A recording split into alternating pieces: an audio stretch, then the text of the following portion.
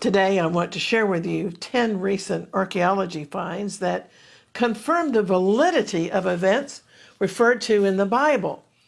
Now, as exciting as all of these archaeological discoveries are, even more dramatic has been the uncovering of exiled groups who are rediscovering the biblical land of their ancient ancestors, just as the prophets foretold in the Bible. Yes, it's often said that the land of Israel is a modern day miracle, and we're seeing the resurrection of not only the land of Israel itself, but also the people who once lived in the land. This is the Lord's doing, and it's marvelous in our eyes. The Jerusalem Channel is made possible by viewer support. Thanks for watching.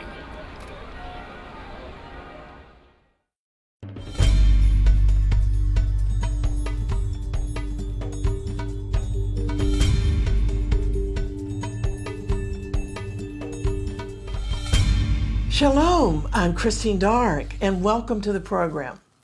A recent article in Israel 365 News stated that this past year was a year of fascinating archaeological discoveries in Israel, confirming the Bible's timeline and the Jewish claims to the historic land of the Bible.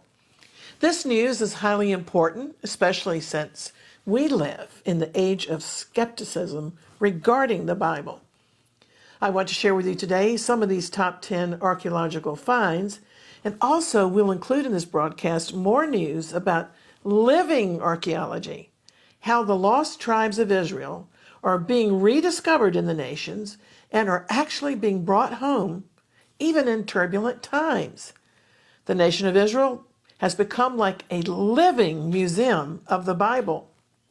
But first, let's look at the number one discovery listed in the Israel 365 news article in the so-called Sifting Project in Jerusalem.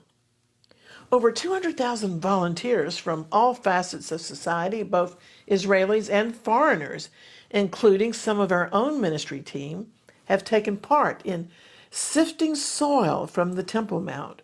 This tedious task could not have been done without the help of this large number of volunteers. And the phenomenon of such a large number of participants has no precedent in the history of archaeological research. So this year, a piece of jewelry was discovered like those described in the book of Isaiah. A 9-year-old boy spent a day volunteering at the Sifting Project when he found a perfectly preserved gold earring. The earring was in such good condition that archaeologists even questioned at first whether it was authentic. But a second thorough look proved it was the sort of earrings described in the book of Isaiah, chapter 3 and verse 19. Discovery number 2 and 3 involved the Israel Antiquities Authority and the Western Wall Heritage Foundation. They unveiled an astounding discovery: a unique subterranean system hewn in the bedrock under the Temple Mount. Archaeologists working in the Western Wall tunnels discovered a 1,400-year-old remain of a subterranean public building. This all came about when a tractor that was carrying out illegal construction on the Temple Mount broke a flagstone in the plaza, revealing the underground tunnel from the Second Temple period. Unfortunately, the Israeli government chose to rebury this remarkable find and filled it with concrete. Israel sometimes goes through these extraordinary steps to avoid stirring religious tensions. Number 4 in the article, the Israel Antiquities Authority presented a rare bronze coin from the period of the Bar Kokhba revolt, circa 132 AD. It was discovered in excavations in the William Davidson Archaeological Park near the Western Wall under the supervision of the Company for the Reconstruction and Development of the Jewish Quarter in Jerusalem's walled Old City. The obverse of the coin is decorated with a cluster of grapes and the inscription, Year 2 of the Freedom of Israel. Number 5, an ancient Second Temple period oil lamp factory was discovered by the Israel Antiquities Authority in excavations in the biblical town of Beit Shemesh.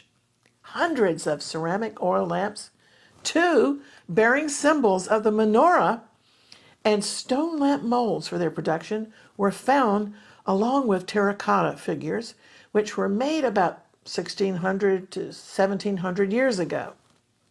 The fact that the lamps bore the Israeli symbol of the temple menorah was an amazing and satisfactory discovery for the Jewish people. Number 6, a fortress from King David's period was discovered up in the Golan Heights and was exposed for the first time in archaeological excavations carried out by the Antiquities Authority. Archaeologists uncovered a fortified building in the Golan Heights dated to the time of David's rule, about 1000 BC. Archaeologists believe this building was an outpost of the kingdom of Geshur. He was an ally of King David, and David's wife Maacah, the mother of Absalom, was the daughter of the king of Geshur. Well, number 7, the remains of a royal palace from the time of King Hezekiah was discovered in Jerusalem. The unveiled collection from the excavation includes, among other things, 3 complete medium-sized stone capitals and items from lavish window frames to other stylish columns. Number 8, a 2,800-year-old clay jar was discovered in a dig on the northern border of Israel, confirming claims concerning ancient Israel's borders. A name was inscribed on the jar, which, like the names of many Jewish people today, identified the long-dead owner as one who had worshipped the God of Israel. Discovery number 9, an engraved menorah was discovered, possibly from the Hasmonean era. The 7-branch menorah was discovered at the entrance to a tomb on the outskirts of the Arab village of Michmas, northeast of Jerusalem, in a survey initiated by the Staff Office for Archaeology in Judea and Samaria. Discovery number 10 in the article was a 2,000-year-old ritual bath called a mikveh from the Second Temple period, prior to the construction of a major highway interchange at a junction in Lower Galilee. An archaeological salvage dig carried out by the Israel Antiquities Authority revealed the remains of a Jewish agricultural farmstead from the Second Temple period, including a magnificent 2,000-year-old mikveh. The excavations were conducted with the help of workers from the village of Kfar Manda, students of pre-military programs, and other volunteers from a nearby kibbutz. Meanwhile, Christianity Today has its own top 10 lists of biblical archaeological discoveries in 2020, including a temple that rivaled Jerusalem's temple. Tel Aviv University archaeologists calculate that a temple discovered during reconstruction of Israel's Highway Number 1 near Jerusalem was built about 900 BC. This Motzah temple is estimated to be similar in size to the temple that was built by Solomon a half-century earlier and just 5 miles to the east. The rival temple was likely used to worship the God who brought the Israelites out of Egypt, and perhaps other gods as well. The discovery was startling, but it fits well with the Bible narrative of national disputes over where, how, and whom to worship. For example, in the books of Kings and Chronicles in the Hebrew Scriptures, they recount how, during the same century, the northern kingdom of Israel constructed worship centers at Dan and Bethel. Also, this past year, Assyrian god carvings were discovered by Italian and Kurdish archaeologists, 15-foot rock carvings depicting an Assyrian king and 7 Assyrian gods atop the backs of sacred animals. The artwork was carved in relief in a cliff along a canal in the northern Kurdistan region of Iraq. And the king is believed to be Sargon II, who conquered the northern kingdom of Israel, as described in 2 Kings 17:6. And it is possible that the canal where the relief was found was actually dug by Israelites who had been enslaved and carried away during the days of Sargon II. Well, speaking of those Israelites who were exiled, coming up next, I'm going to be speaking with Rabbi Michael Froon in Jerusalem about the return of the so-called lost tribes back to their ancient homeland. Michael is a journalist and ordained rabbi who has been overseeing amazing prophetic movements, bringing home ancient Israelites of those so-called lost tribes. But as I've been saying in many broadcasts, nobody is ever lost to God. No matter how long the tribes have been exiled, God knows exactly where they all are, and He's awakening them now and bringing them back to the land of Israel. Recently, we were privileged to have Rabbi Froon speak to our annual Watchmen and Women on the Walls convocation that this year had to take place online due to travel restrictions. He described for us this, the latest miracle of biblical proportions of the return of the sons of Manasseh. Just 2 weeks ago, we witnessed a very emotional miracle here in the land when 250 members of the Bnei Menashe community of northeastern India, descendants of one of the 10 lost tribes of Israel, the tribe of Manasseh, managed to make Aliyah. The miracle. We see it really is a miracle. It was smack in the middle of Hanukkah, so it was a very fitting time for them to arrive. And it was, I think, tangible proof that not even a global pandemic can stand in the way of God's plan. Nothing can stand in the way of the ingathering of the exiles, not even the coronavirus. And it was very emotional. We obviously faced a lot of logistical and bureaucratic challenges in bringing that large group of people here during the pandemic. But when God leads the way, all the obstacles just fall us by the side. And it was very emotional to see them, many of them waiting for years to come back here, to come here, as they stepped down from the plane. And when they stepped off the stairway, they fell to the ground and began to kiss the ground, kiss the tarmac, simply out of a love for this land from which their ancestors, the 10 tribes, were exiled 2,700 years ago. Think about that for a moment, everyone. 2,700 years these people were in exile. They were seemingly lost, as it were, to us. But as Christine mentioned, no one is ever lost in God's eyes. And the Bnei Menashe remained faithful to the Lord, and the Lord is rewarding that faithfulness now. And even though they were cast off for so long, the Hebrew prophets spoke generations ago, thousands of years ago, about how these tribes, the 10 tribes, they would all come back to this land.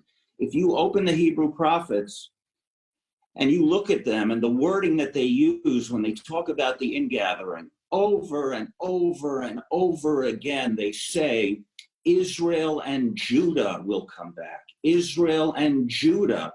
One example, Jeremiah chapter 3, verse 18. Bayamim hahema yelchu beit Yehuda al beit Yisrael v'yavo yachdav. In those days, the house of Judah shall walk with the house of Israel, and they shall come together.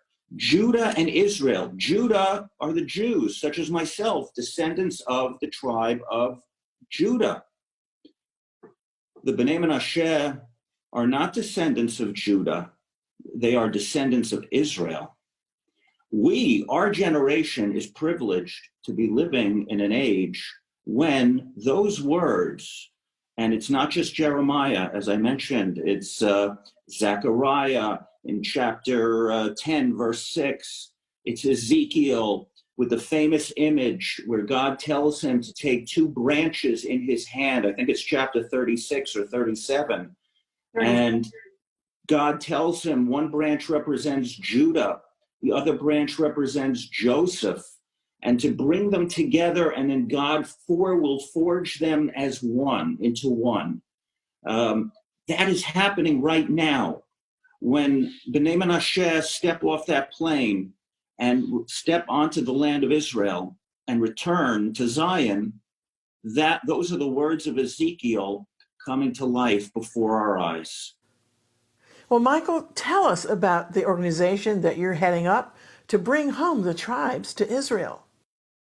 My organization, Shavei Israel, which is Hebrew for those who return to Israel, has been blessed to bring more than 4,000 B'nai Menashe on Aliyah thus far.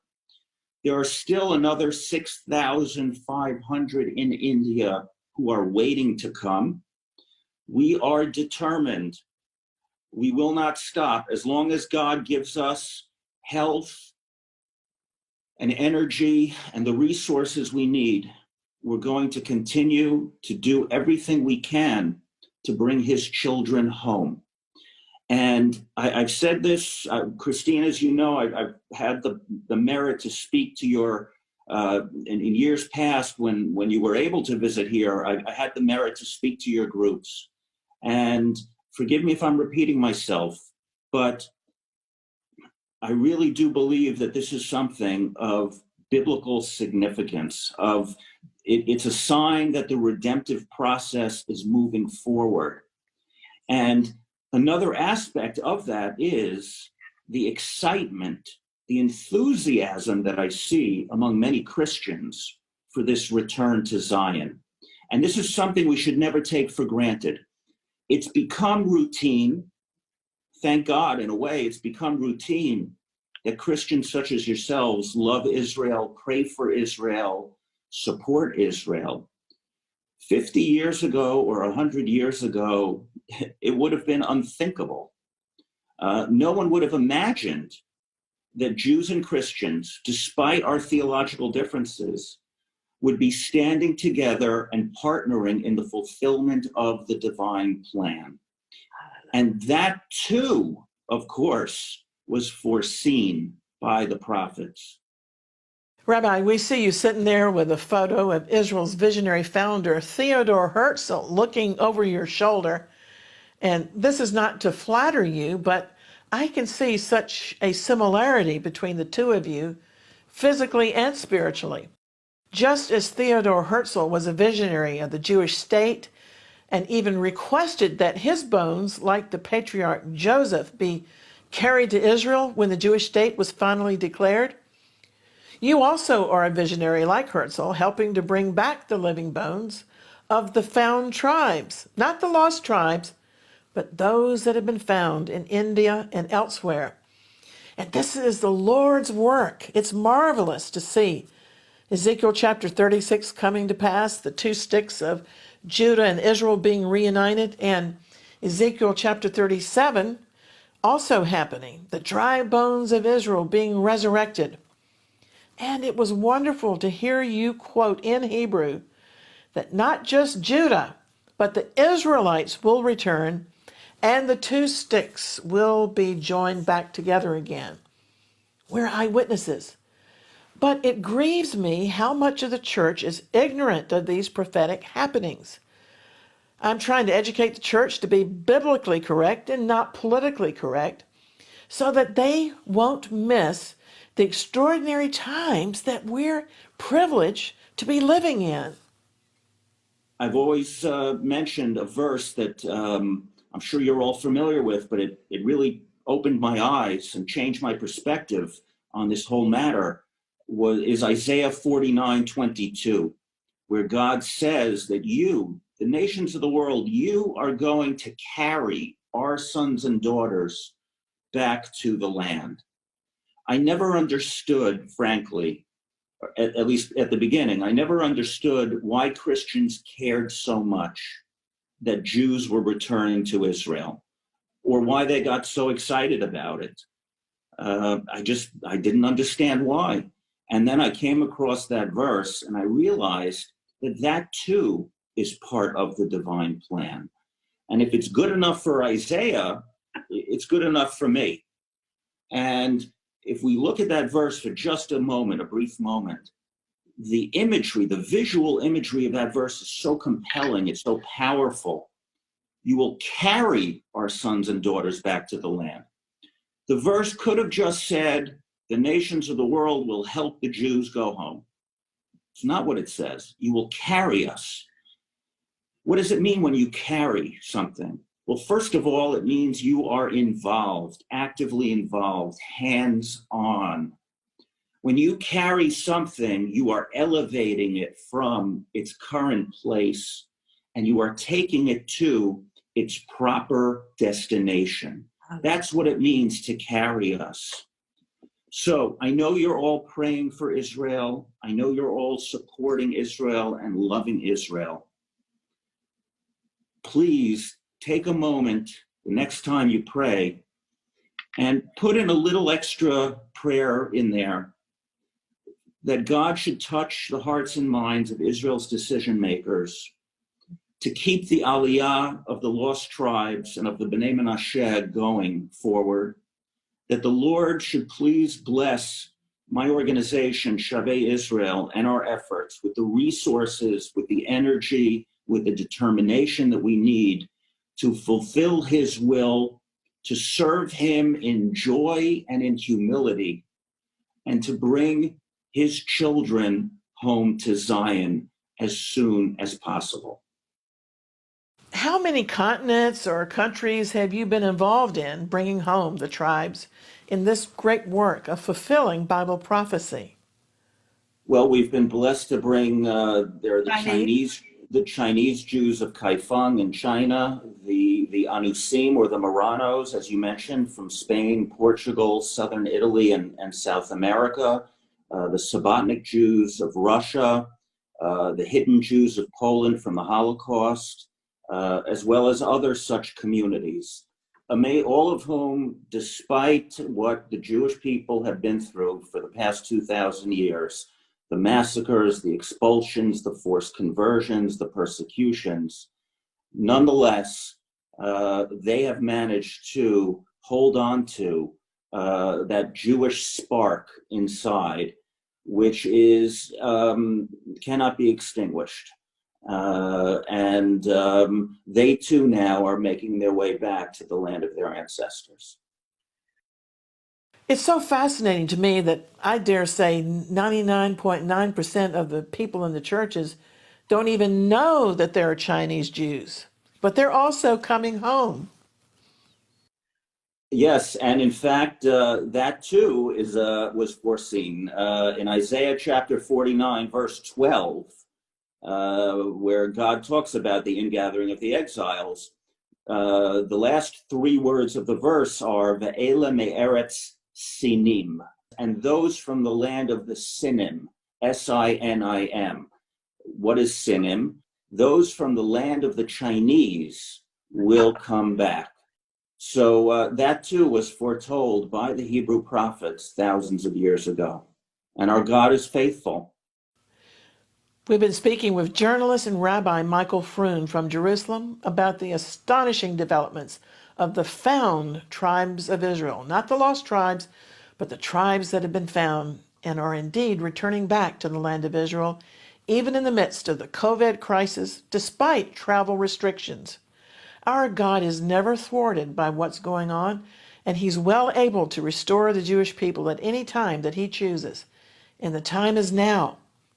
I hope you're encouraged by what the Almighty is doing in our day.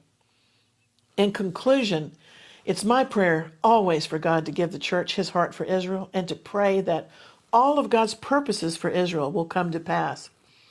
This is part of the command to pray for the peace of Jerusalem. Furthermore, Isaiah 62:6 declares to believers, "You who are the Lord's remembrancers, take no rest and give him no rest until he establishes and makes Jerusalem a praise in the earth." To learn more, please check out our website, exploits.tv, which brings you news on current and end-time events relating to the church and the nation of Israel. Our ministry Exploits is based upon Daniel 11:32, which declares The people who know their God will be strong, not weak, and we are going to accomplish exploits, meaning we'll do the works of the Lord in the remaining time before his imminent return. Feel free to share your thoughts with me on social media. And don't forget, download our free Jerusalem Channel mobile app for your phones or tablets, where you can find lots of free videos and other features. Today, we want to leave you with John 10:27. Jesus said, "My sheep know and listen to my voice, and I know them, and they follow me." Amen. Lord, we thank you for your promise to lead us for your name's sake. Thank you for declaring that you'll never leave us or forsake us. You will be with us even to the end of the age. And so, until next time, I'm Christine Dark, always contending for the faith and praying earnestly for the peace of Jerusalem. The grace of the Lord be with you all. Maranatha. Even so, come, Lord Jesus. Shalom.